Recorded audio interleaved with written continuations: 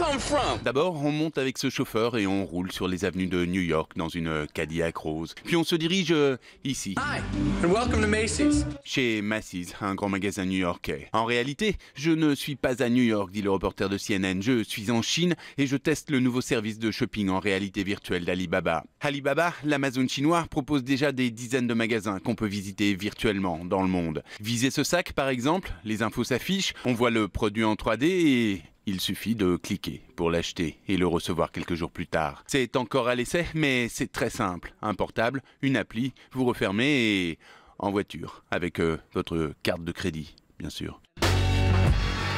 C'est en train de devenir le plus gros scandale du football britannique. Jour après jour, depuis une semaine, de plus en plus de joueurs disent que lorsqu'ils étaient enfants en centre de formation, ils ont été victimes de cet ancien entraîneur, Barry Bennell, un serial pédophile, et d'autres pédophiles encore. Plus de 20 joueurs professionnels, aujourd'hui adultes, ont rapporté des abus quotidiens dans 6 grands clubs, y compris Manchester City ou Stoke. La police s'est saisie de l'affaire et aujourd'hui la Fédération anglaise de football ouvre une enquête interne. Même si les faits remontent aux années 80 et 90, les parents ne sont pas très rassurés et surveillent leurs petits joueurs de près.